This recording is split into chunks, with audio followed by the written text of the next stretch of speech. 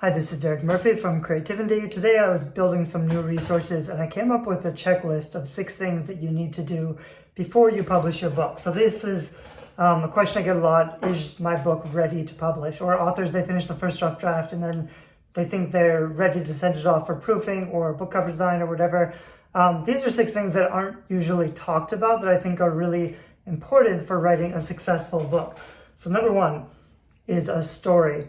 Whether you're writing nonfiction or fiction, your book needs a story, which I define as a unifying narrative with an end and a beginning.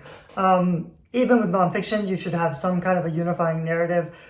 You have a character. Story is just a character responding to an event, or a character with a goal and things that are keeping him from the goal. That's story. So story is really character dependent, even if you have a nonfiction book, unless you're writing yourself, the author, as the hero of the book, which works really well for most nonfiction. You want to tell like your beginning story where you needed the thing or were challenged by the same thing as your audience, and then the story is you figuring out what you needed to do and finally having success.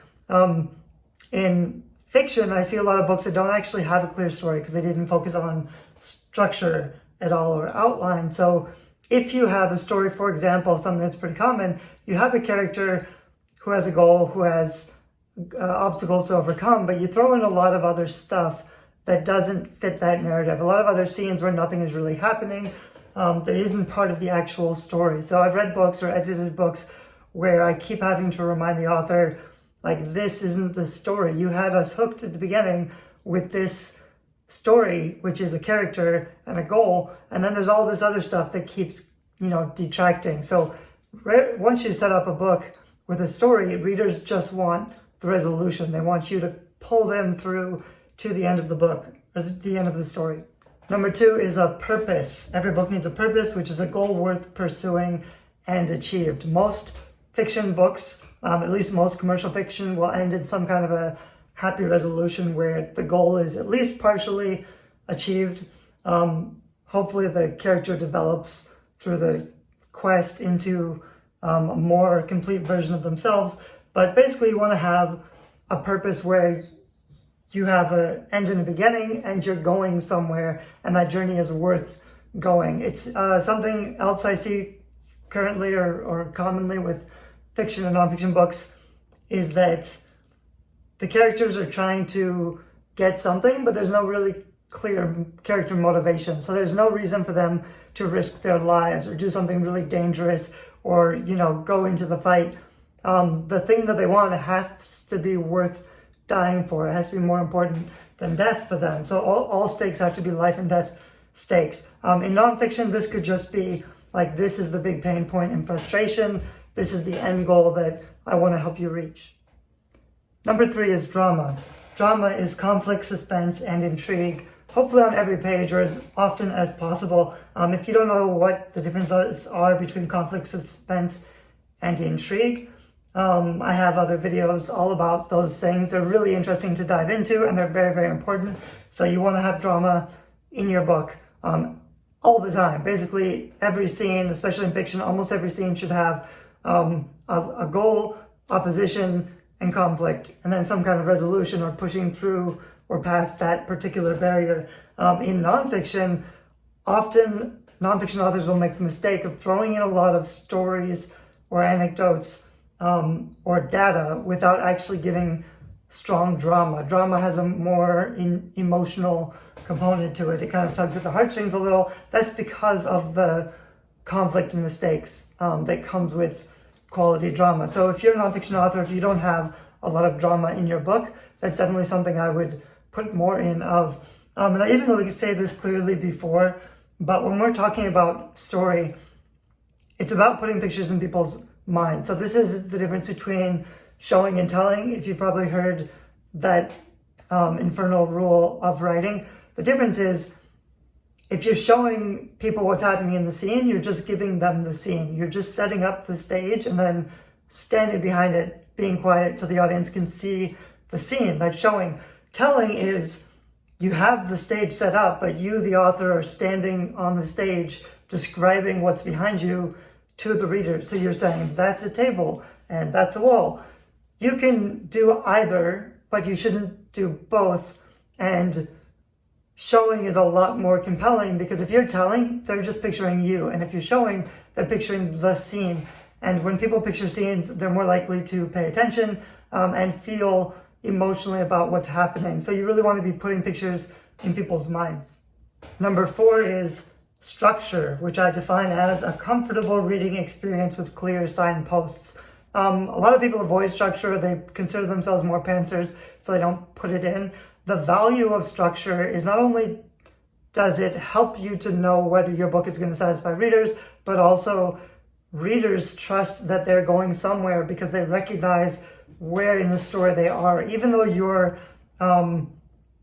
events and twists will all be really unique and different, they appear at about a certain percentage of the book. For most commercial fiction, for most literature in general, by the time you get like to the halfway point or the quarter point, there should be a really strong twist or change in the story arc.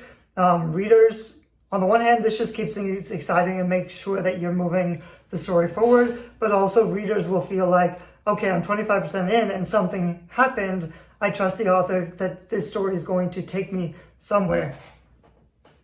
So that's the value of structure. You're providing readers with clear signposts that you know what you're doing as an author and that your story is going to go somewhere. The problem with books that aren't heavily structured is readers might be like 100 pages, 200 pages in, and there hasn't been any significant turning points or changes.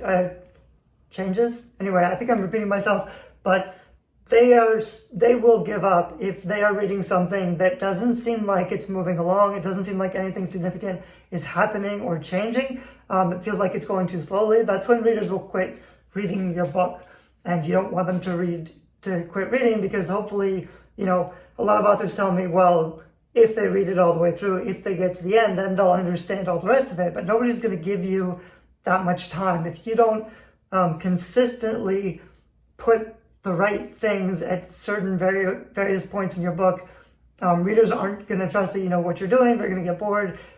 They're not going to have confidence to keep reading if you're not holding their attention. So that's the real value of structure. Number 5 on this list of is your book ready to publish? Resolution. So a concluding event or a call to action with positive emotion. Concluding event just means, the book happened, the story happened, something ended it. At the end of the quest, whether fiction or nonfiction, you started off with a goal or a story, an aim to get to the end, a strong enough motivation so that the character has to go through all this conflict and drama to reach the ending, and finally you have a concluding event. You don't have to kill off your antagonist, you don't have to resolve all of your story questions, but you should basically complete the aim that you set off to complete at the beginning of the book. And usually this will have some kind of a positive emotion. I end a lot of my fiction on cliffhangers. That's not the case for me, but I'm not going to defend that. It's not necessarily what I'm recommending. Cliffhangers, readers kind of hate them, but they also will go on to read the next of the book. So I'm choosing, they've already had a really positive reading experience because they got to the end and they actually still want to know what happens. I just don't resolve very much at the end of my first books because I want them to keep reading. So I'm a little bit conflicting my own advice. You can listen to me if you want to or not. But for most books, when they reach the end of the book, there will be some kind of positive emotion, especially in nonfiction. Also, by the end, you want to say something like, these will absolutely help you to achieve the goals that I've set out for you, or that you bought this book to achieve.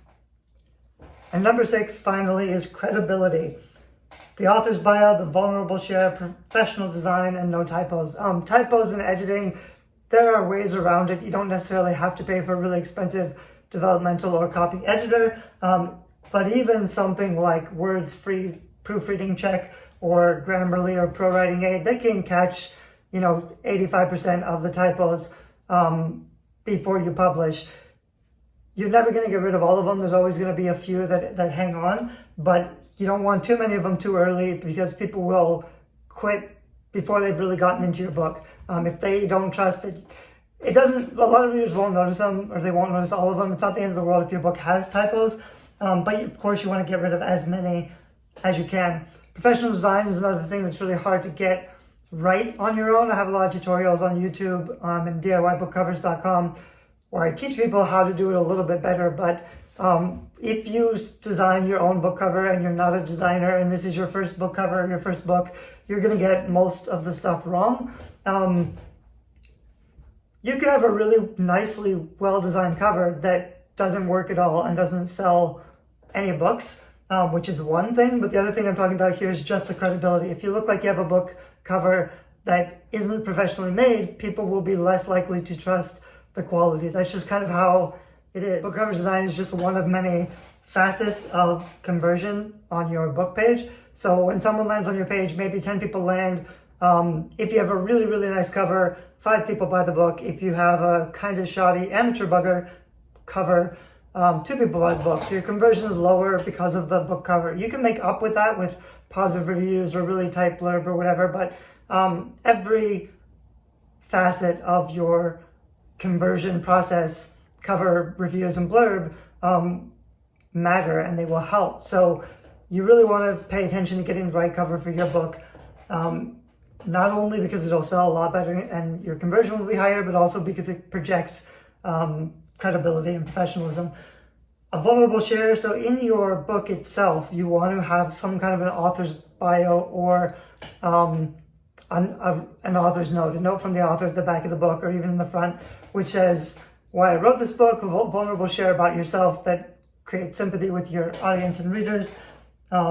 Basically why this book matters to you and why it should matter to readers, with a little bit of storytelling in there to get people to know and like and trust you a little bit more, which is really important for branding. So those are the things. Like number 6 is all people actually think about when they talk about publishing a book, is basically editing and cover design and formatting, which is all you really need to publish. But these other 5 things I shared, story, purpose, trauma, structure, resolution, a lot of those should be like obvious. Of course, you need to do those things in novels and fiction, but a lot of authors actually don't. And very few nonfiction authors do these things at all. And they can be really powerful, especially for nonfiction authors, because these are the things that set up your book to long-term success and reader satisfaction. So I hope this video helped. Let me know if it did in the comments.